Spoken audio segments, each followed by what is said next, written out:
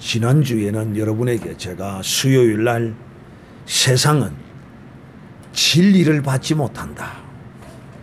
세상은 진리를 받을 만한 그릇이 못 될 뿐만 아니라 그런 은혜도 주시지 않습니다.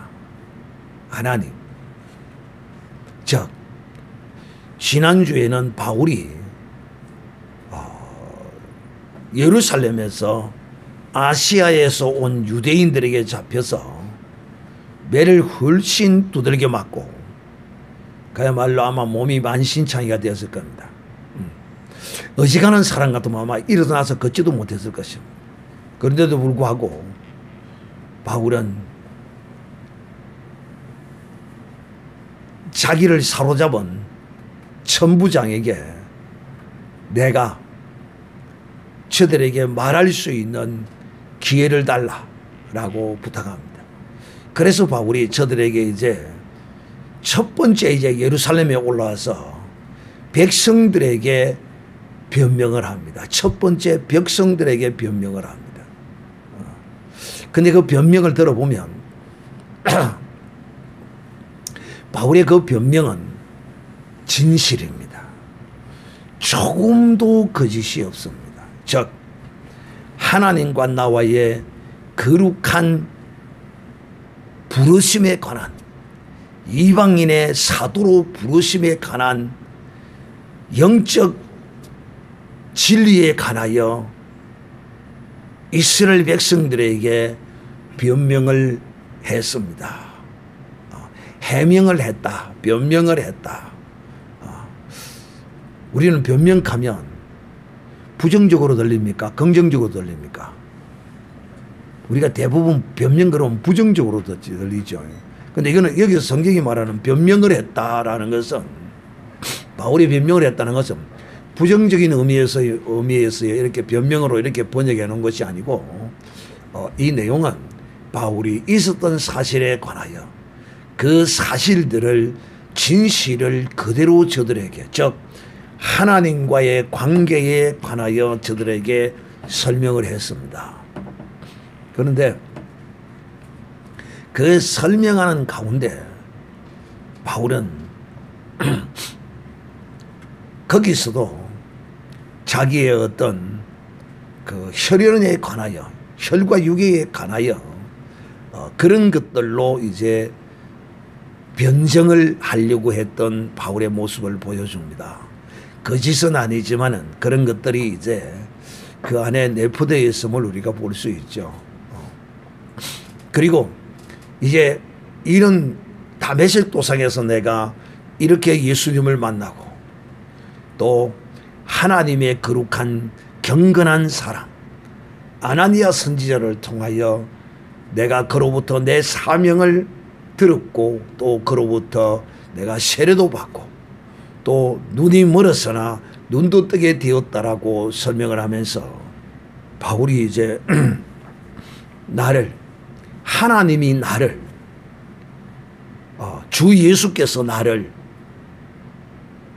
이방인의 선지자로 세웠다라는 말이 떨어지자 이들이 막 소란을 일으킵니다. 그리고 이제 바울은 이 천부장이 그 소란하는 사람들 가운데서 혹 불상사를 당할까 싶어서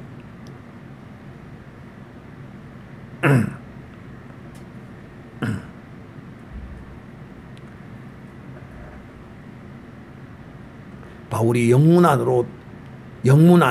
그러니까 천부장의 진영 안으로 이제 데리고 들어갑니다. 이것이 바울의 1차 변명이었습니다.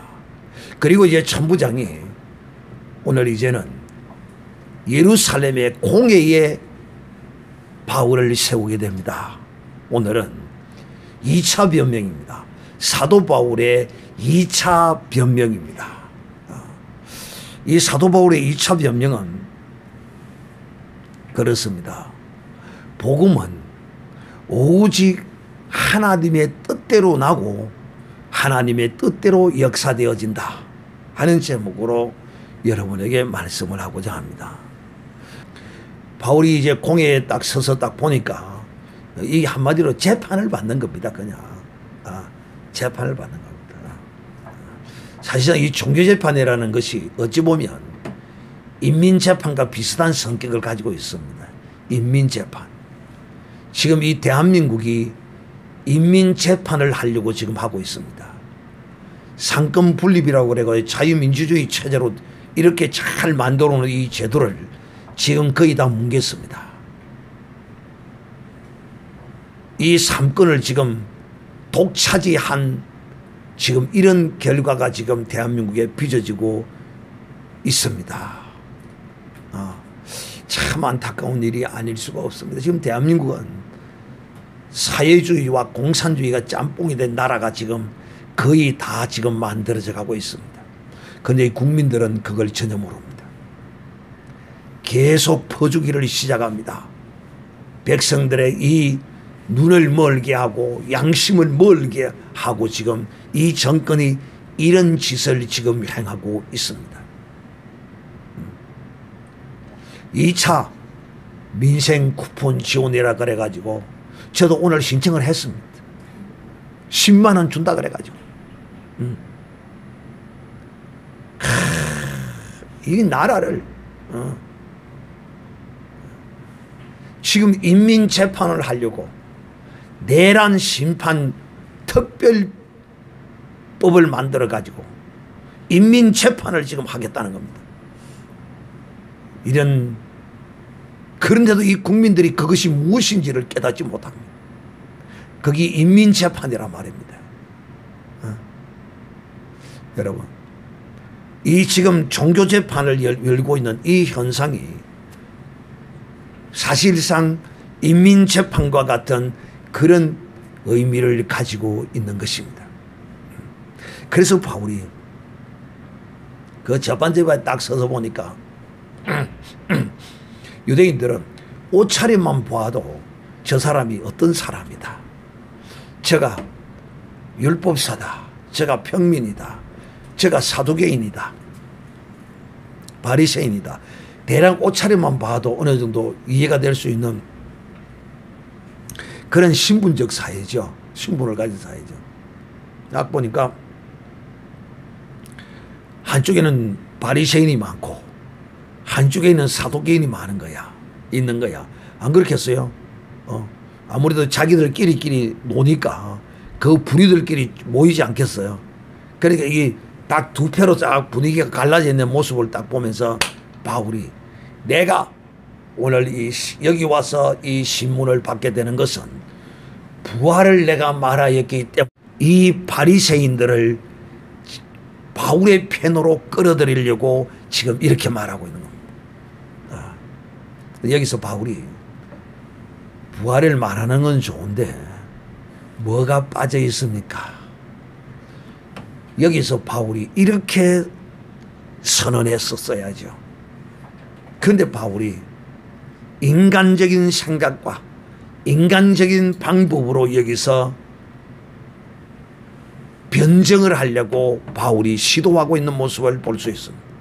그 말이 무슨 말이냐면 내가 예수 그리스도의 부활에 관하여 말하고 다니기 때문에 오늘 이런 신문을 받게 되었다. 이렇게 말하지 아니하고 그냥 예수를 빼버리고 부활만을 가지고 언급을 합니다.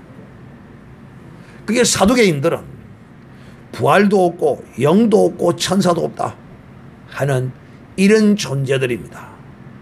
그러나 바리새인들은 부활도 있고 영도 있다. 천사도 있다. 이렇게 말합니다. 그러니까 바울이 이 바리새인들을 자기의 바울의 편으로 이렇게 끌어들이기 위해서 이런 인간적인 어떤 방법을 쓰고 있는 모습을 볼 수 있습니다.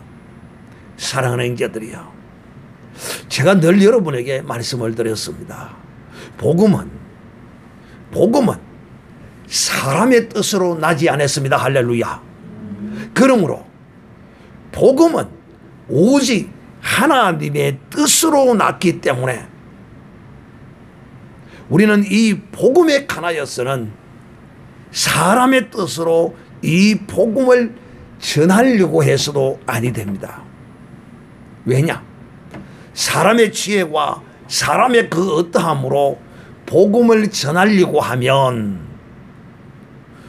무엇이 역사하지 않을까요? 성령이 역사하지 않습니다.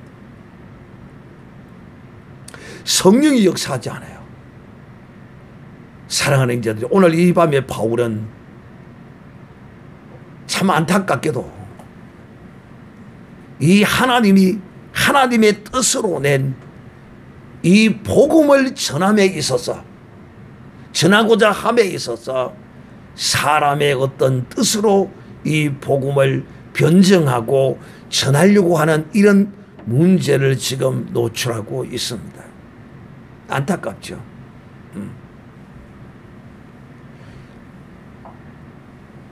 여러분, 그래서 이 복음은 원색적으로 전해야 된다. 누구처럼? 돌에 맞아서 순교한 서대반처럼 이렇게 원색적으로 복음을 선포해야 합니다. 그리해야 돌에 맞아 죽어도 영광이 되겠죠. 근데 바울은 여기서 바울의 의도를 어떻게 가졌는지는 바울의 속에 들어가 보지 않아서 정확하게는 알 수는 없지만 이 내용으로 추리를 해보면, 추측을 해보면 바울이 이 예루살렘에 올라와서 이런 걸 당하니까 정말 용기 있게 정말 죽어도 좋다고 그냥 거기서 원색의 복음을 팍 그냥 거기서 선포하고 이렇게 했어야 되는데 그러지 못한 것이 너무도 안타깝습니다.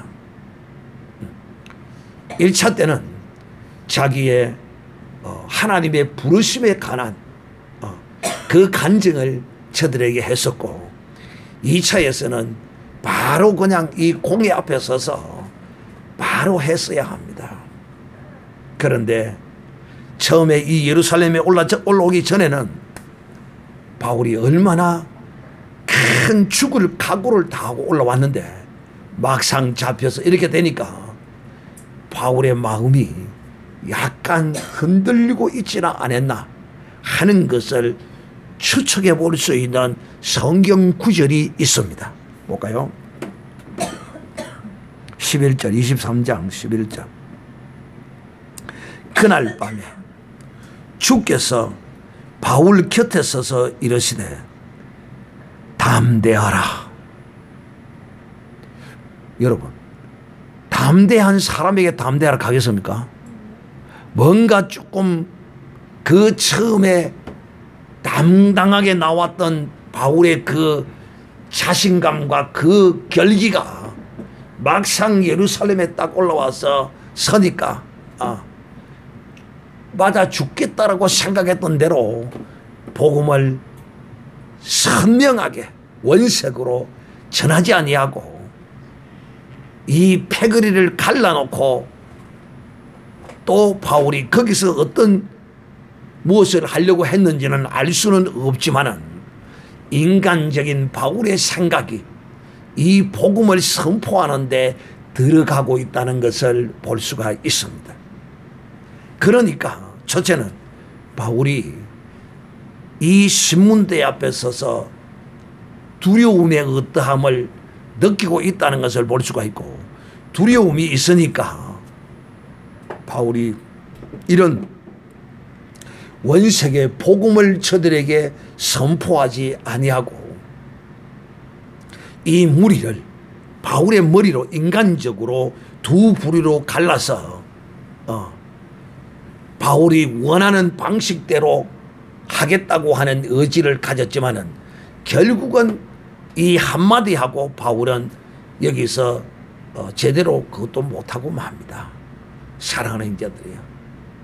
그러므로 저는 여러분과 항상 함께하면서 보면서 이 원색의 복음을 성령이 그냥 충동하는 대로 복음을 입으로 내뱉어버리는 이런 믿음의 사람들을 볼 때 참 존경스러워요. 존경스러워. 그렇게 해야 합니다. 인간적인 수단과 방법과 뭘 이런 걸 막 이렇게 해서 하는 것이 아니라 속에서 성령이 터치하시고 역사하심을 따라서 행하는 사람. 정말 이렇게 올라왔다면 죽기를 각오하고 이 예루살렘에 올라와서 정말 절호의 기회 아닙니까? 그죠? 그 유대인들의 공회, 예루살렘에서 그 공적인 재판정 앞에 서서 복음을 전할 수 있는, 선포할 수 있는 유일한 기회인데도 불구하고 바울이 여기서 인간적인 방법으로 행하려고 하는 모습을 보면서 하나님의 성령이 약간 섭섭했던 것입니다. 섭섭해서. 그래서 바울에게 바울아 담대하라. 담대하라. 지금 바울이 여기 와서 여기서 복음을 전하겠다는 그 자체는 옳지 않지만 이미 섰다면 어떻게 해야 되겠어요? 당당히 그냥 선포해야죠. 그런데 바울은 거기서 자기 나름대로의 인간의 지혜와 인간의 방법으로 변증하려고 하다가 결국 거기서도 제대로 이 복음을 선포해 보지도 못하고 오늘 이 시간에 끝이 나고 있는 모습을 볼 수 있습니다. 그러므로 사랑하는 형제들, 우리가 이런 모습을 보면서 우리는 과연 이 복음을 어떻게 선포해야 될 것인가? 바울과 같은 어떤 인간적 방법과 인간적 어떤 것으로 이 복음을 전할 것인가? 아닙니다. 복음은 원색적으로 이 복음은 전하는 것입니다. 그리고 성령의 인도하심을 따라서 해야지.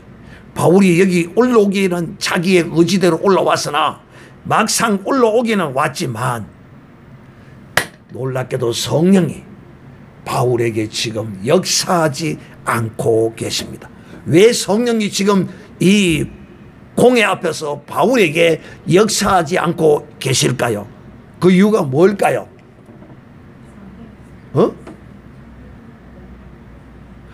이방인의 선지자로 세웠는데 이스라엘에게 복음을 전하겠다고 썼으니, 그리고 첫째는 그 이유가 하나요. 이방인의 선지자로 세웠는데 예루살렘의 유대인에게 복음을 전한다고 하는 것이, 이것이 하나님의 뜻이 아니기 때문에 그 이유가 하나요. 또 두 번째 이유는 뭔가? 이스라엘이 이렇게 완악하게 된 것은 이방인의 충만한 숫자가 차기까지 저들을 눈을 감기고 저들의 길을 막아놓은 것이 하나님의 그 뜻 때문에 이들에게는 복음이 전거되지 않게 하기 위해서 하나님의 성령이 바울에게 역사하지 않았던 것입니다. 다른 때는요, 하나님의 성령이 바울을 강력하게 주장하고 역사하셨어요. 그런데 여기 올라오자마자 바울은 성령이 바울을 밀어주지 않으니까, 이 복음은 하나님의 뜻대로 났고 이 복음은 하나님의 뜻대로 전해져야 되고 이 복음은 오직 하나님의 뜻대로 전할 때에라야만이 하나님의 성령이 역사하시는 것입니다. 인간적인 지혜나 인간적인 방법으로나 인간적인 사사로운 어떤 것으로 하려고 하면 결코 이 복음은 역사되지 않습니다. 참, 이 복음은요, 우리가 알 수 없는 그런 메커니즘에 의해서 하나님이 역사하십니다. 그래서 우리는 때를 얻으나 얻지 못하나 하나님의 역사하심을 믿고, 우리는 사도 바울과 같은 이런 게 없어요. 전하여야 될 자, 말아야 될 자, 또 보냄을 받은 자, 이런 것이 없어요. 오늘날 이 시대는요. 그렇기 때문에 사랑하는 형제들이요, 우리는 오늘 이 밤에 하나님, 이 복음은 하나님의 뜻으로 났으므로 하나님의 뜻으로 말미암아 났기 때문에 하나님의 뜻을 따라 전하게 하시고, 또 하나님의 뜻으로 이 원색의 복음을 전할 때 하나님의 성령도 역사하신다는 사실을 알고, 그러므로 우리가 오늘날 이 시대는 어떻게 해야 됩니까? 때를 얻으나 얻지 못하나 이 복음의 말씀을 전하는 이런 믿음의 사람이 되게 해달라고 다 같이 한번 동성으로 기도하겠습니다.